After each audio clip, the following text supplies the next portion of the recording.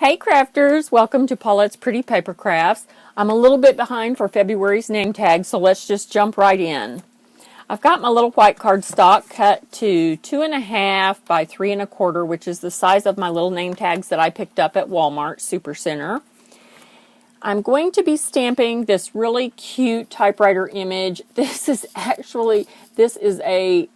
from an awesome dumpster dive, and I thought it would be perfect. I stamped this on February for the calendars that I make, and so I'm using my own calendar and things I've already created and come up with as inspiration for the name tags this year. This stamp is actually by CraftSmart, and it's distributed by Michaels. This is one of those little stamps that you would find in the $1 bin normally. I'm also going to be using this really cute stamp set, which is Hampton Art Creative Cafe Hugs and Kisses SC0245. I also picked this up at, it came from Michaels, and I'm going to be using this really cute little envelope image. This is one of those 2-inch by 12-inch long stamp sets, and I have cut it down and taped it back together just for ease of storage. And it's a really sweet stamp set. I'm also going to be using a very tiny little heart from Paper Tray Inks Shutterbug Special. It fits just inside that little opening on the envelope perfectly. We are going to be using the month of February, which is from Months of the Year Wood Stamps by the Paper Studio. And I'm going to stamp that in Ranger's Archival Jet Black ink. I'm going to stamp the typewriter in StazOn. And then we're going to be using for our little envelope, Stampin' Up's Pixie Pink and Close to Coco. So let's just get situated here. I have also already stamped on a piece of vellum, which I'm going to use with my Stamp-A-Ma-Jig to get perfect placement here. Since this is a wood block, I can't really see. I kind of probably could have winged that if I'd have thought about just looking at the bottom edge of the stamp and where the red rubber is, because I can see that, but I wanted to make sure I had room for my envelopes and this abbreviation of February. So I've already got my stamps mounted. So first thing is first, let's make sure we're still in camera. I'm going to just lay the vellum on here, and I'm going to use it as my carrier sheet for the Stamp-A-Ma-Jig, and I'm just going to stick it on here where I think is a really good place, and then nestle this up against that, which will give me excellent placement for the typewriter.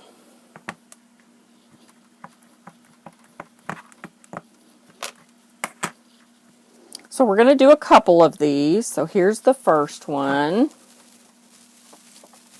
And I've got to get good front to bottom and side to side pressure, because this typewriter has got so much depth on it, and that was not a good stamp. So let's bring in my foam. I should have done that to begin with. And let's grab one more piece of cardstock because I want to do 2. All right. And let's go this way.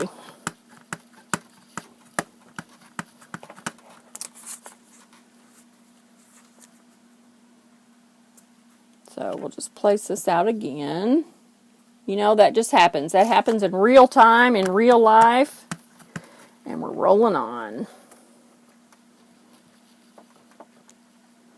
This typewriter has got so much depth. It's like the very first typewriters that went plinkety plink. There we go. And that little, that little metal thing came up and stamped the letters on the paper. So that was a really good impression. Let's do it one more time. And they don't have to be perfect, but this really helped me be sure that I could get my envelopes on there.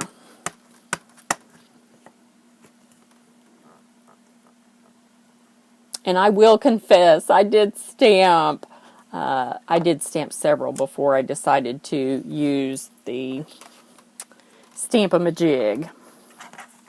It happens. But you know, you can save these that didn't print too well when you want something that's collage-y and you can mask and do some other stamping and things. So I save all of that. I've got a special bucket and I save all of that.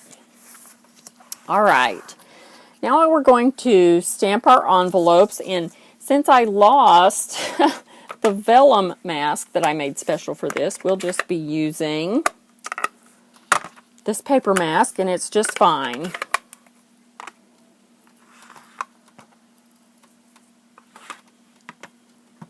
So that was Stampin' Up! Close to Coco, and I'm going to do a 2-generation stamping. So let's just line this little mask up, tape it down, and I'm going to make sure that that little heart is right off of the typewriter. And then I'm going to let it hide on the second stamping. That way we get both envelopes there. On the original ones, I was trying to get both of those hearts, and on some of them they did. So the ones that did peek through, I did go ahead and stamp that little heart within the envelope, but it wasn't exactly necessary, and I really kind of like the ones that didn't have that compared to the ones that did, and I'll show you a sample of that in a minute.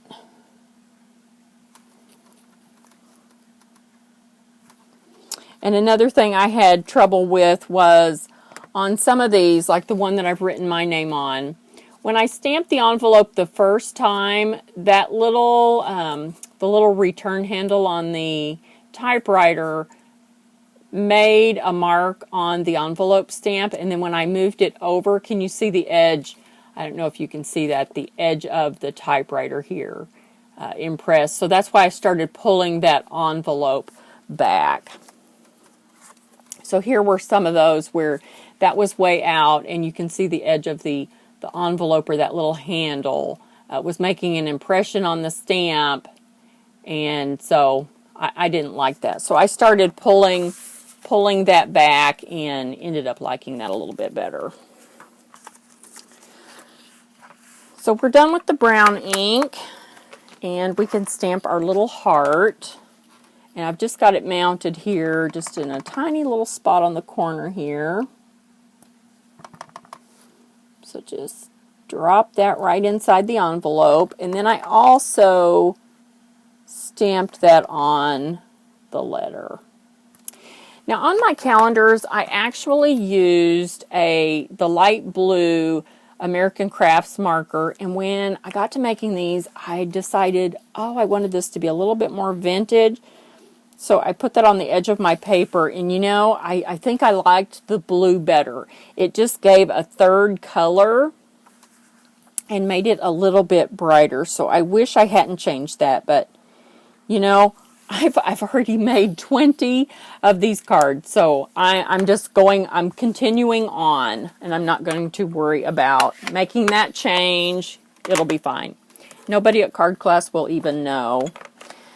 So I'm going to, oh my, well that was almost a disaster. Let's see if I can clean that up. And I got just the corner, the corner of my card there. That'll be okay. It may be one that goes in the, you know, the icky pile.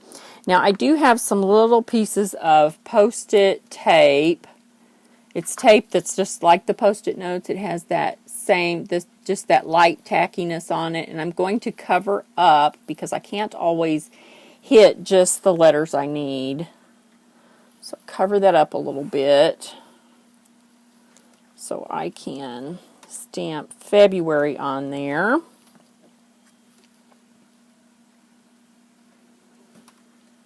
And since I didn't get much ink on it, I was able to use the same little piece several times before I had to get a fresh piece. And I, was really tempted to do something to the edges of this. Sometimes I round the corners, sometimes I put ink around the edges, and I think I'm just going to let it roll. I'm so far behind, I'm just going to call it good and roll on. So as usual, if you guys have any questions, be sure and let me know.